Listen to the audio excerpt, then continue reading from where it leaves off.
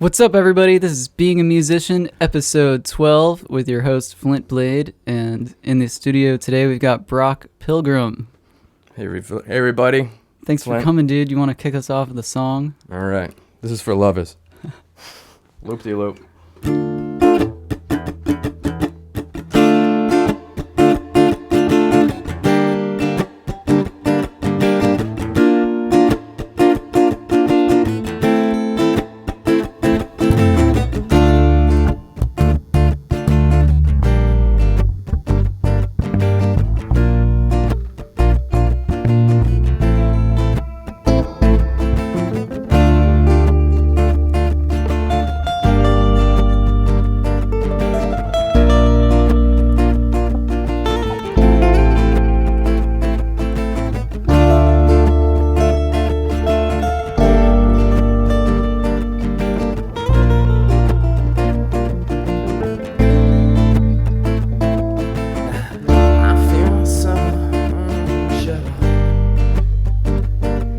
I take your hand and dance you to the dance floor. As the music dies, there's a look in your eyes that brings on a silver square. All inside, goodbye. So I'm never gonna dance again. Now they feeling got no rhythm. Though it's easy to pretend I'm not a fool.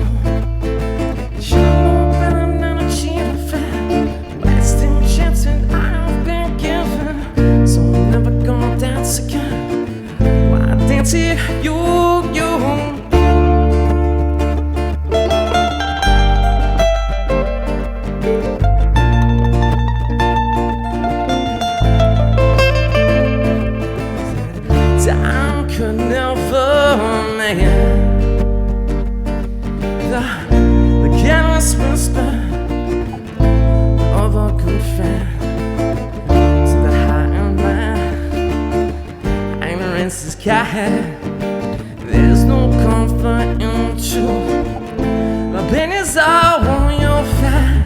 So I'm never gonna dance again. The guilty feeling got no rhythm. Though it's easy to pretend I'm not a fool. Should've known better than to cheat on fair. I said chance and I've been given. So I'm never gonna dance again. Why dance with you?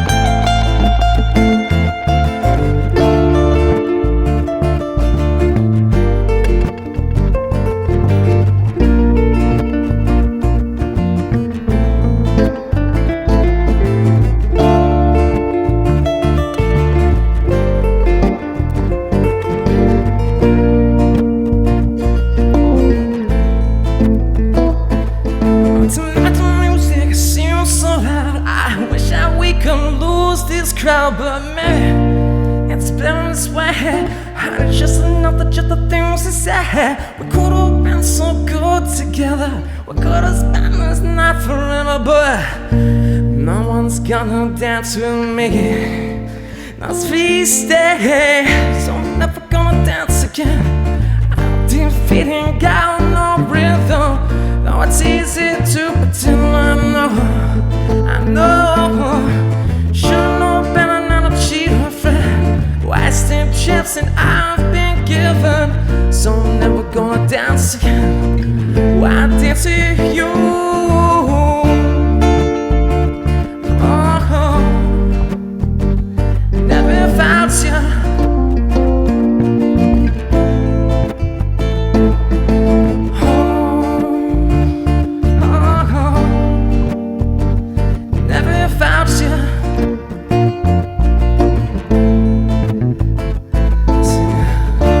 Now that you're gone,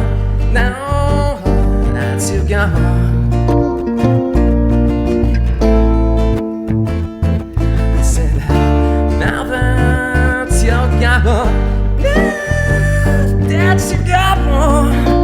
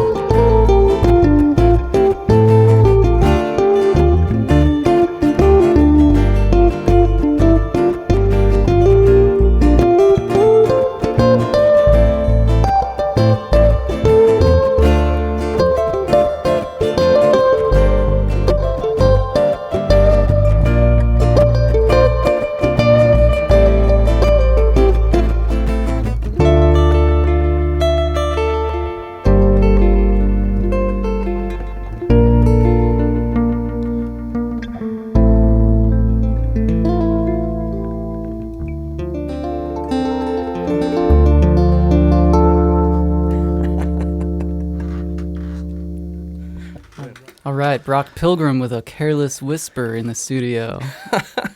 Yeah.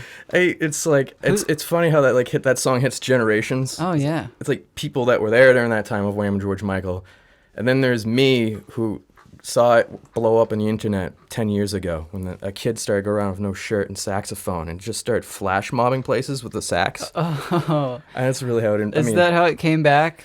Absolutely. Okay. Yeah, I really didn't know. I didn't even know it was George Michael. It's I don't know. It's just been a staple. I always just started playing it, looping it. I actually picked up an instrument for it. I was picking up the. I got the reed instrument down, the clarinet. Oh yeah. I was traveling and I just bumped into that. I love Dixieland jazz and everything. I'm like, well, maybe I should just really start learning this. And Yeah. the first song I went for is a Careless Whisper, just so I can get that lick. On the clarinet. On the clarinet. Nice, dude. I didn't stay with that instrument, to tell you. Yeah. Well, yeah, I love the clarinet. It's a unique sound. You know, everybody knows the saxophone because it's I guess more popular with like rock music and things, but the clarinet has its own peculiar beauty, doesn't it? It's on the cut. It has like with Dixieland jazz and Jelly Roll. It's just I don't know. It's orgasmic. I guess it's what I can say. It's one of my favorite sounds. Yeah. But So you've been hanging out in Florida for what, a few months now? in 2 months. 2 months. Yeah, I must have met you when you were just fresh off the road, huh? Yes. Probably one. It's fresh. I guess everything's just still fresh. It's How's the Florida music scene treating you? This is unbelievable. Yeah. It's unbelievable. Yeah, you love it here? It's just this is. I don't want to leave. Yeah. Yeah. You don't want to go to Boston? Go back to... Yeah, I'm going up to Massachusetts this week to go close out my storage unit and see friends and family. But All right. as much as I want to see them, Yeah. I don't want to go. Yeah. I don't want to be here playing. Yeah, man. Well, how did your musical journey begin? I grew up in Mass, and in school they force it on you. I believe 4th grade, or even before that, you have the recorder. Yeah. And then they're like, okay, you're either gonna be a brass instrument, you're gonna play brass, percussion, or wood. I was like, well, my grandfather was a bugle player in the drum corps. The Bugle. Yes, and he was in the Skyliners drum corps in the 50s, well 40s, in the 50s. But he was a bugle player in the war, Korean War, and he was really good with percussion. He is really good with percussion. So that was kind of my driving force. I have to learn this trumpet to make my grandfather happy, right? Yeah. I couldn't do it. I just couldn't hang, and You couldn't get into the trumpet? I couldn't get into the sheet music. Oh, that yeah. was beating me. It's just like I don't know where my ears want to be. Fast forward to where we are now, I'll lock in with it. But it's just having this, the flexibility of the string instruments. Yeah. Just where you can go, manipulate it. Yes, Yeah. you can read the sheet and be told what to do, but you can also just do some manipulation on it that I love. It's a creative playing. But I went to the baritone brass instrument, and I was just like, all right, I'm done. I think around then I was 15, 16, and my father bought a Yamaha guitar that he was fiddling around with, and I sort of jumped in trying to play Led Zeppelin by ear, and it just I played a lot of music until dancing around, just trying to learn the instrument. I never took lessons. I was always just playing around, doing it all by ear. And then I found the band The Grateful Dead, and it's just like that just went from there. It expanded your mind. It's just I realized what these people are doing. I needed that's it. That's a staple. And for guitar, for my style of playing, I'm like that's what I'd like to do. And I did. I started off with Bob Weir, learning the rhythm section because I couldn't do anything with Jerry. Didn't understand it. So all my fingerings are usually around Bob Weir's for rhythm. And just like jazz phrasing, he learned from jazz players like Wes Montgomery, I believe, is his biggest influence. And once I got that down, so I was in college then, and I dropped a sport to dig into this. Oh yeah. And then I started studying theory. And once I got into theory, I started getting into Jerry's side of it. And then I was mixing it with all the other bands. But it went from there. I went to college, a maritime academy, a regimented academy for people that want to be marine engineers in the merchant marine. And I graduated from that in '09. And I was out at sea. I sailed for 10 years everywhere. I was in for the Navy, then I was on commercial ships, car carriers, container ships, tanker ships. And you're really independent on those. You go down in the engine room, you do your work, then you go to your room and you're by yourself. So I always had my instruments, always had my instrument, and I was a closet player. You know, people have this comment of like people that leave their bedroom and they don't go on stage. They call them what, bedroom players? Mm-hmm. And I was like a hardcore bedroom player because I was locked in a room permanently at work. And I came landside 2 years ago, and I wanted to start playing. And it's just been, I've always had busy hands playing well, but I've never had gig experience. And it's been a crazy 2 years. It really has, yeah. So you jumped into gigging. I jumped into gigging. So I've always been by myself and playing, tickling around with loopers. And, with my background in automation and electrical work, I'm just fascinated by all this, everything here, everything involved with music. It ties into my industry. It just really intrigues me. So I've always been playing at this stuff, but I wasn't really in hard looping. And when I came landside, I was like, oh, this is it. This is my opportunity to play. And, I had this big dream. Maybe I can, one day play in front of people. And look where we are now. I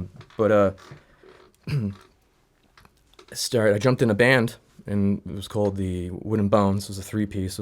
In between it was a duo and a three-piece. And I got the dynamics of playing in a band.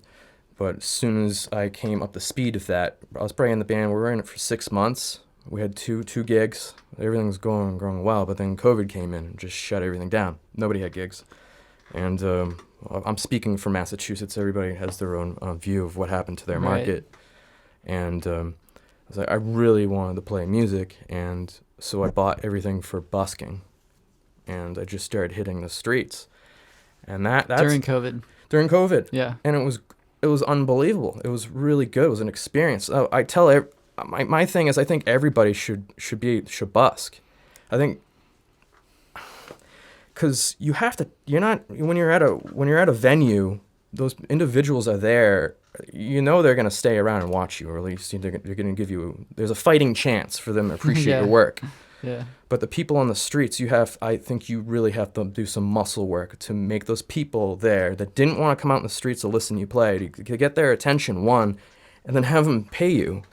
And it's unbelievable. You really got to stick your neck out. You're naked. Yeah. yes.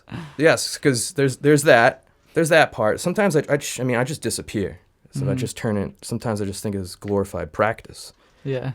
But it's also too like it gets dodgy with people coming around and sitting next to your gear and stuff. There is that side of it. So, where's your favorite busking experiences been? It was definitely in Newport during COVID. Yeah. I thought it was a excellent time. It was just everybody's there to have a good time, and all the venues were closed. So all those people were coming out in the streets. Once they heard music, they just gathered around. And, was doing it for a bit. Time went by. The next year, and COVID's still going. It was up in mass. Everything was still. You couldn't go on stages truly. And I jumped back into the Wooden Bones, and we're gigging. We're pushing hard, and then I was at work, and it just arm was just starting to go numb. This is a compounded issue from a weighted blanket the year prior.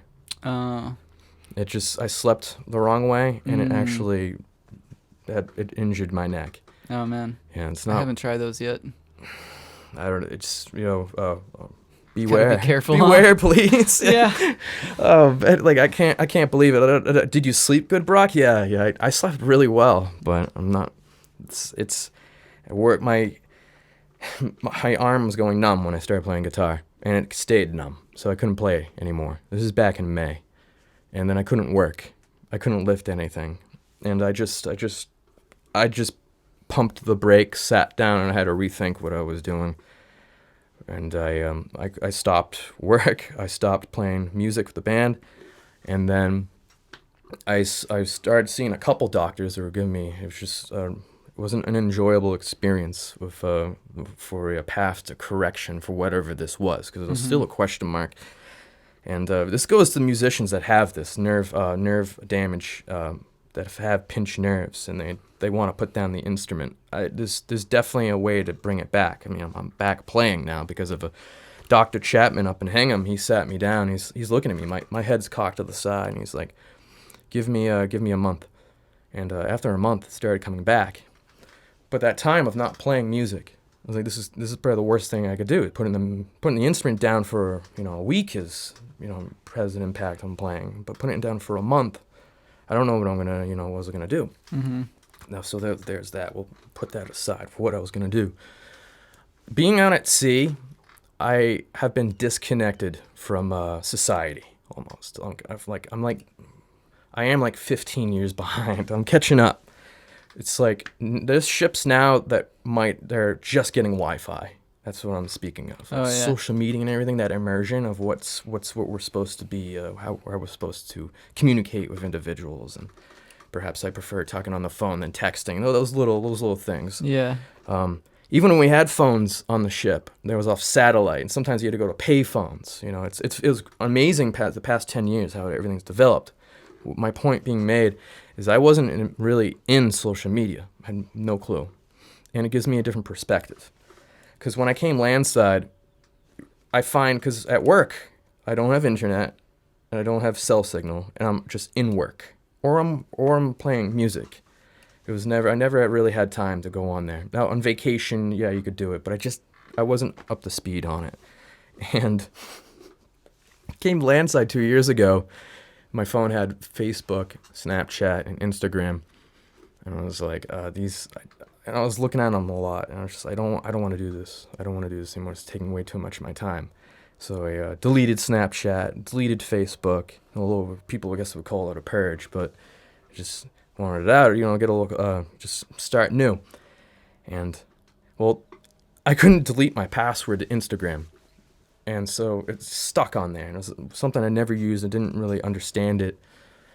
And just having it, because I couldn't delete the password, and I didn't want to put the time into finding it through whatever email I had from way back then and all that convoluted path. I just said, all right, let's keep it.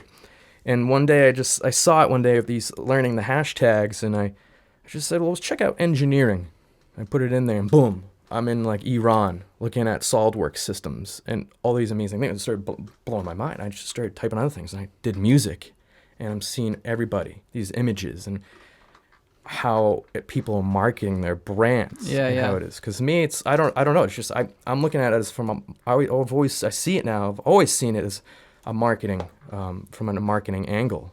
I'm just used to that. So I gave it 1 year. I was doing Instagram, and then I didn't want to. Feels pretty naked putting your stuff out there, to the public. And it's just like, do people really want to hear my music? That it was kind of like that. But it's an art. Because what this rolls into is social media marketing, and it's a friggin' art. And so I was like, all right, well, I'm just gonna do it. And I started pushing out, and learning the dynamics of everything on Instagram and kind of Facebook. And then with the band, I really just started digging deeper and starting to get into making like the promo vids and such. And then it really turned into like I got real like into social media marketing for my own self. Yeah. And how to use it for a tool, an absolute tool. And really, here's the crazy thing, because being from that outside, feeling that I came from the outside and coming into it for that 1 year that I just did, COVID happened. Oh, right. And everything shut down, and there's complete reliance on social media. Yeah. And so it was like, I really learned it at the right time. And I also got into other hustles too, that involves marketing, and it just coupling that. Now there I was, not knowing if I was going to be able to be healed of playing. Well, I wanted to still be involved with music, so I started something called the #Pilgrim project. And really, because I've seen how much money it costs for a photographer, just a photographer, to be at your shows. And then if someone's going to do video, how much money it's going to cost. I know how much money it costs to do sound or record people. My thing was, I already had the equipment. I just wanted to socialize with bands, and called it my last name, the Pilgrim Project. Just show up, and then I'd help you with social media, get you a platform, get you going, get you something, give you a foundation to help with getting gigs. And I put it out there, and the individual who I really we became a duo was Chris Barber, and he's a professional musician, and he was in this band 31 North 20 years ago, and now he was an unbelievable bassist, like Jocko style bassist, fretless, and then he crossed over into solo work and looping, and he's a magnificent musician. And I started doing my videos with him, making videos. We were working together, and I couldn't play really, but there was opportunities where I got up with him, and after a month, so we're in a month now of seeing that doctor, the arm started coming back, and I started playing, more and more until I can play every day again, and it just started going, and I did a real rethinking about my situation, and I was unhappy with up north. I wanted to go out and travel again. That was my life. I was working on ships, and then I'd get off, and I'd just be able to have vacation. I mean, I don't recommend anybody goes into that field of business. That's really that's wear and tear out there. So did you hear that Florida had the gigs, or did you just check it out blind? So I rethought. I said, I'm done. I sold my house, sold everything. And then I bought a camper. I put it on the back of my truck, and I didn't know where I was gonna go. I stayed with Chris for a bit, and we were playing music, and then I packed up in November, and I just started driving down south. I'm like, let's get to some better weather first. Because the camper would freeze water lines. Oh, yeah. So I was hustling down. I was hitting these places all down the coast and trying to pick up gigs and doing busking and playing every open mic. And then I crossed, someone's like, you got to go to St. Augustine. Well, someone said you got to go to Asheville. And I was looking at the weather, and I'm like, I'm not going to be able to pull it off. Yeah. It got cold. I was there in that area around Maybe Thanksgiving. in the summer. Yeah. I did a Thanksgiving benefit gig up in North Carolina or in South Carolina. And then that was that time I was going to go. Then I crossed over into Florida just to see St. Augustine. It's crazy. Where I grew up in Mass, I grew up around everything that was from the 1600s and 1700s. It's just normal. So I wasn't really involved with American history that dates before American history. Like, I crossed in the border and I saw the fort there from the 1500s and everything. I'm like, this is freaking wild. And I did my thing, which was go to an open mic and play it as hard as possible. And I did. I met a gent there that runs it, Joe Shower, who's a guitarist for Not Quite Dead up there too. But he just Not Quite Dead. Not Quite Dead. That's great. And Do you ever listen to Joe Russo's Almost Dead? They're so tight. Oh yeah, they're like one of the best. Yeah. I personally, when it comes, it's funny. Like there's so many dead bands. My favorite, all-time favorite's the Phil Esch or everybody from the quintet from Phil Esch in 03. Oh, okay. Jimmy Herring, Warren Hayes, guy's guitarist there, just them, they're playing, and it ties. Then after that, these other bands started spinning off of them, I believe. Mm-hmm. I mean, looping. This came from Keller Williams. Oh yeah, he's great. That was definitely one of my first looping experiences, hearing Keller Williams. I was there seeing his he started getting. I mean, I know he had came out like the Dead shows in '95, saw the Dead play, but then he started doing his own thing, like playing with string cheese and stuff. Who was he playing with from the Dead? I mean, he was really part of that scene. He was a real big Deadhead. Yeah, from like the festival scene, right? And then he crossed it over. He's just a jovial gent, and yeah, he's got a lot of bands too. He's got many different projects. But I saw him, and he had this thing called the Gibson Echoplex, and it was a rack mount unit, and everything on stage was going to it. He had a pedal everywhere for throwing it in, I believe. And it was just it was too much. Yeah. It was too much for me. I'm like, oh, it's not going to happen. And then that was back in 2000 something, and early 2000s. Well, 15 years later, I went to go see him, and he was playing with that. I'm like, no way. Yeah. No way he's able to pull it off. And I'm watching him play, and he's doing his same show with that. And I mean, there's a lot more that he has on the stage. And I was like, then I realized I can, really, I see how happy he is on stage. And now I'm at that level now where I'm happy. I get it. When you're up there with your music, you're mixing whatever you want. It's your bedroom. Yeah, really. He's a great entertainer too. I think that he comes off like he's really just having a good time, and I think it's probably true that he really is just enjoying himself. And he's great at being very lighthearted with the audience and kind of throwing some humor in there. It's a really good time seeing Keller Williams play. Is he your favorite looper, or how'd looping start for you? My favorite looper, well, I guess I would have to pick different kind of styles. Yeah, okay. Yes. But Keller was the first to introduce me to that style, and I'm very, very fond of his music. I appreciate it a lot. But I think Reggie Watts, the comedian, beatboxer guy, that guy is level. I mean, he's a genius. He's in another world. So I really enjoy his music too, but there's a few other guys that do really well with looping. This guy Elijah Ray, who I think is out of Hawaii. Have you heard of him? Elijah Ray. I've heard of him. He's really great, amazing voice, and unlike Reggie, he's not really doing comedy or anything. He's just very heartfelt with his sound, and I love Elijah Ray, especially in the last year or so. I started checking him out. I think Reggie uses an electro-harmonic setup. Yeah, he's used different things through the years. He's always had the Line 6 DL4, which I use. That's like the green delay pedal by Line 6, and that's why I got that. But yeah, he was using the electro-harmonics for a while. Yeah. Probably has he used the RC 505? I'm not sure, but I feel like if he did, he would probably just tear it up on the 505. Yeah, I've only been sticking with bosses. I really appreciate what they've done, and it's. Fuck. Oh wait. Oh, that was the other one. We're good. I really appreciate Boss as a brand, and so I stayed with them, and I got the double looper. That's what I use for busking. Is their RC20 that they don't make anymore? Oh yeah, the Space Echo. Well, this is a double echo, but the RC20 loop, I use that out in the streets. Oh, I just stuck with that. And I know bands, because it's impossible. It's just real difficult to.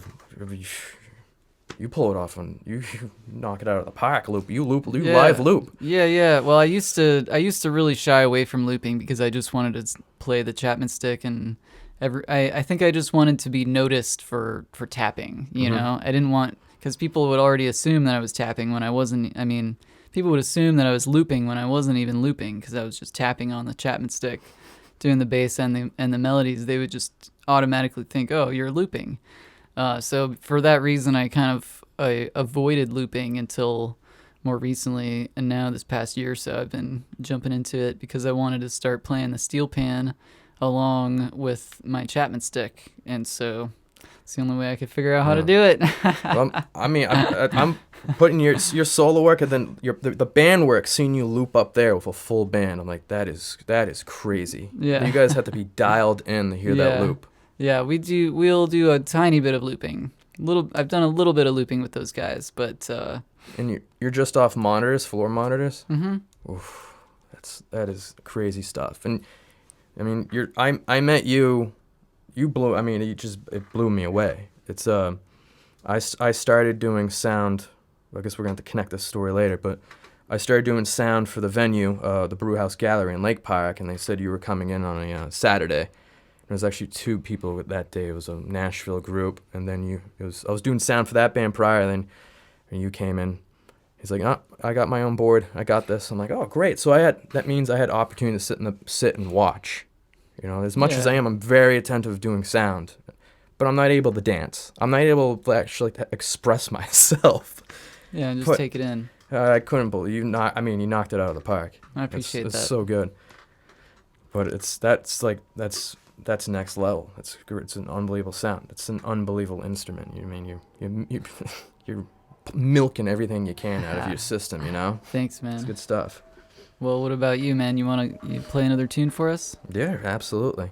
I think we'll do a little instrumental jam here. There's a song I wrote. It's called Lost One. All right. Right on.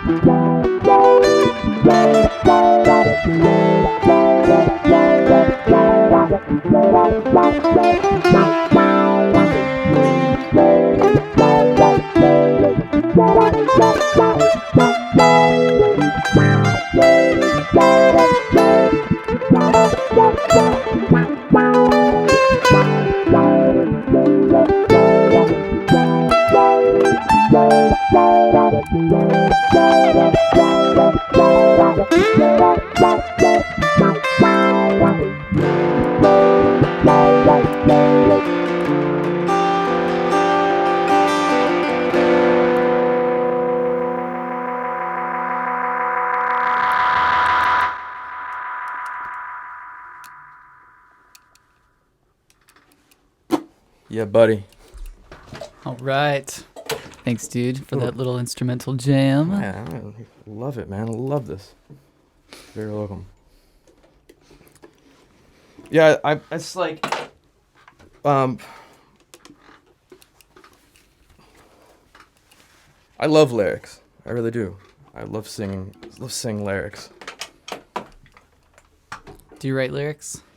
I do. But it's a challenge for me. Yeah. I'll put it out. I'll write a poem, but it's also too like it's such I call my music emotional music, and I don't know. It's like if I write something, is it gonna? Do I want people to hear a story about me, or I want it to be about something else? Just getting tied up in that when it Do you comes to feel lyrics. self-conscious with the lyrics? I don't. Sometimes it's personally. I don't. Maybe people just don't have to hear my story. Sometimes I'm like they don't need to hear about that. Yeah. You know. But I love music theory, and it challenges me. It really is. It just challenges me. So I end up writing songs and keeping with that and keeping inside the music and playing the music, dancing around with a theory. And then when it comes to vocals, I'm like, well, yeah, we can do vocals. We'll do some songs, but I'd rather be, doing it, tickling a nice instrumental and making it sound nice, adding that expression. But Yeah. it's like that song might get lyrics, might not get lyrics. I don't know. Do you have anything to say about improvisation? It started like I did drama as a kid, Yeah. going on stage and just freeze and change the scene, coming in and just not being you. Yeah. Really what it was. Improv theater? Yes. Yeah. And I did it for 8 years and doing singing too on the stage, and I wasn't too good. I was one of those tenors in the back, told just the leads in the front, tenors back. But we had an amazing theater up where I came from, Mass. But the improv in music is I love it. I love just changing things up. That's why I really like the loop. It's a cursing and a blessing, because you're limited. To me, there's limitations. You listen to I would listen to the radio, and it's just like, oh, I can loop that, or the next one, oh, I can't loop that, or maybe I'll just drop it out, or there's an extra line in that chorus. I'm gonna miss the drum beat and everything, and what I'm gonna do. Or I think there is some limitations with the looper, but you're also you're locked in with your sound. Yeah. We don't have to give anybody a nod or anything because you want to bring it somewhere. I can immediately bring it there and start painting a picture. Yes. I like people really like playing songs note for note or sound for sound. I like putting my own flavor on songs, taking it and just messing around with it. I love improv. But I mean, it's that's my thing. That's my thing when I go on stage. I don't. Like, when you came in too, I'm like, so I want to do photos for you. Do you know what song you want to do it on? I'm just gonna play. I'm just gonna play. I love that mentality. See where this goes. Yeah. See where the energy comes in. Yeah. I'm gonna do a nice blasting solo over here and do this over there. I love it. I love having this. Yeah, I think I like to sometimes I like to keep people guessing, if I'm playing with other people, I notice there's a tendency to get just default into the chord progression, and then we think we're jamming and we're really just playing the same chords forever and ever. So especially with my band, I like to just kind of throw them a curveball and just switch it up. And I feel like it's just... it's a delicate thing to be able to do that without it seeming ham-fisted, if that makes sense, because you want to do something. I want to do something different, but in a way that still sounds good with what's going on, and somehow in a way to clue them in that it's changing. It's a trip. I mean, coming down, Yeah. I keep noting. This is like a learning experience for me right now. Doing this podcast. Oh yeah. I'm used to having the headphones on and tailoring it to sound, listening. So I'm hearing you talk, and I'm looking at the floor, listen to the voice, dialing it in. I should be speaking towards you. Apologize. That's okay. But I crossed the border down here, and it's like everybody gained. There's so much appreciation for looping down here. Yeah. Just, There's lots of people looping it up here, isn't there? I haven't. Let me think. Victoria Cardona, she's a badass looper. Victoria Lee, another badass looper. You and me are doing looping. Sweet Butter Joe, he's looping with the saxophone. Ooh. You seen Sweet Butter Joe? No, I have to Google that one. Oh yeah, he did a podcast episode. You can check out his episode. Yeah, I'll check out Lee. Cardona is an amazing lady. I met her a couple weeks ago. It's awesome sound.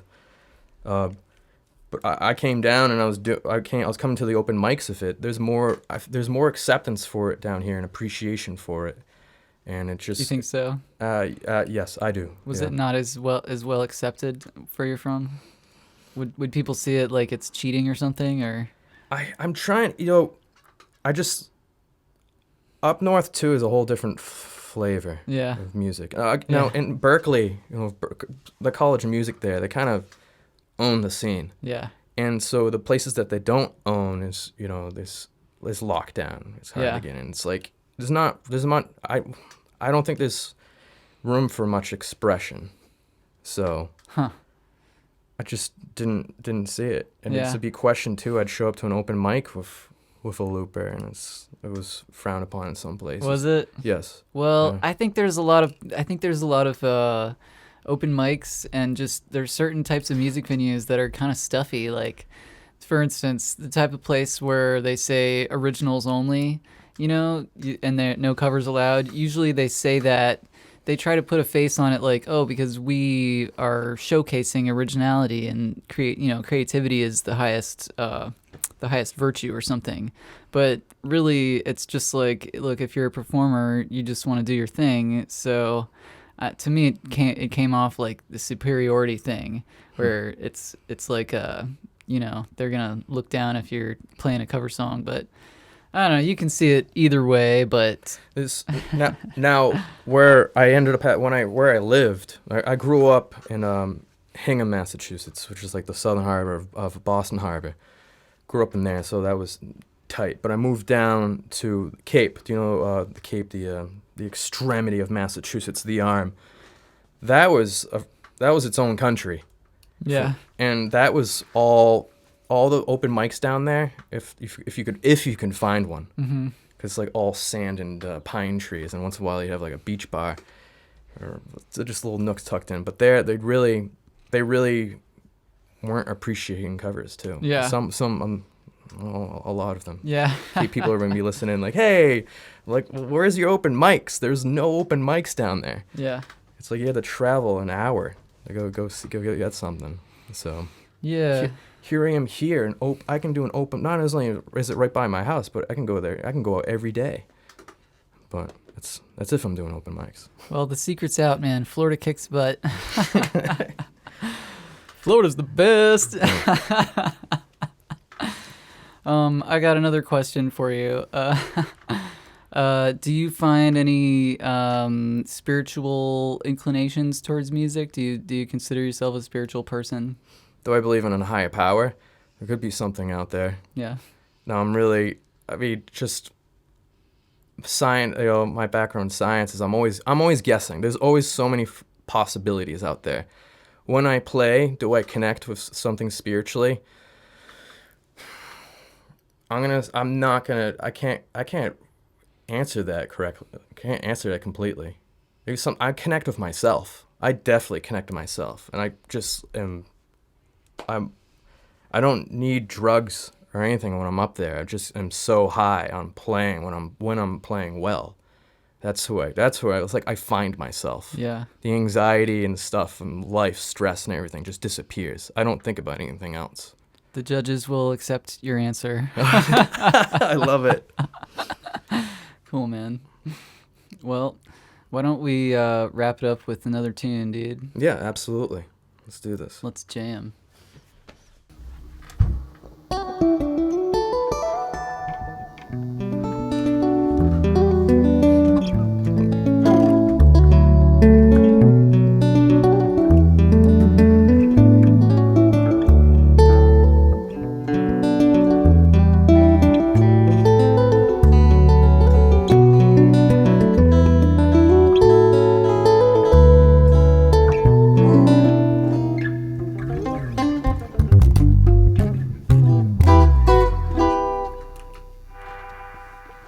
All right.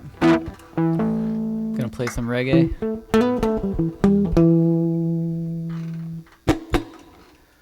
All right, this song's called Bowl for Two. by the Hey. Expendables.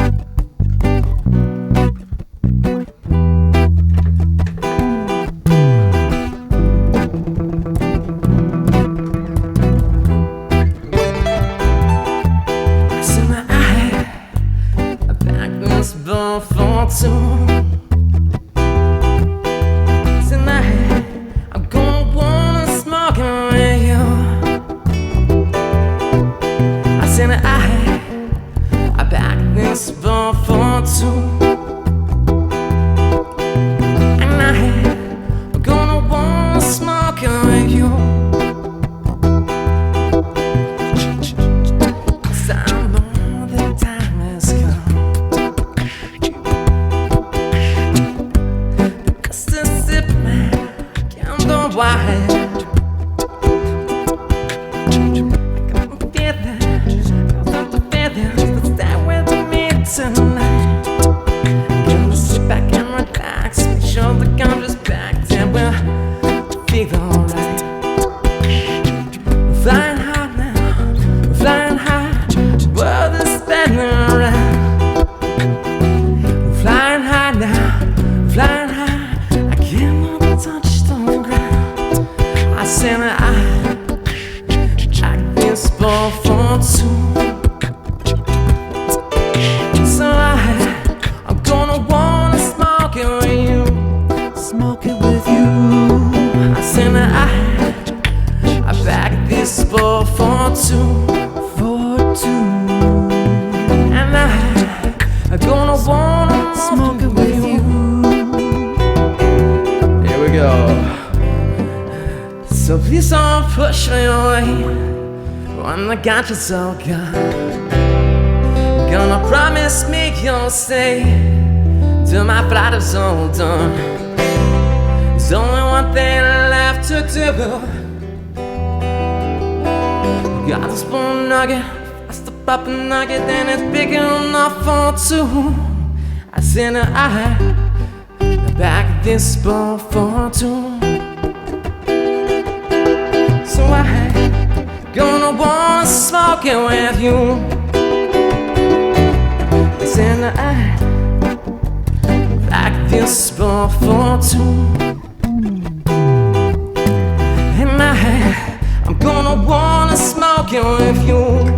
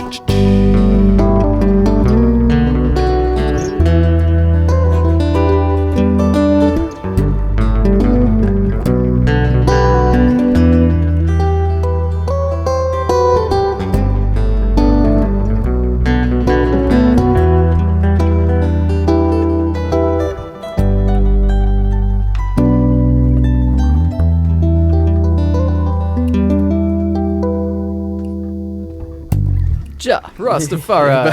Hey, white boy reggae up in the house right here, right now, in South Florida, y'all. Hey, thanks again for coming on the podcast, Brock. I really appreciate this. Thank you. It's been good times, man. Right good on. jamming. Right on. and peace and blessings. Accepted. Much Same love, to dude. you, man.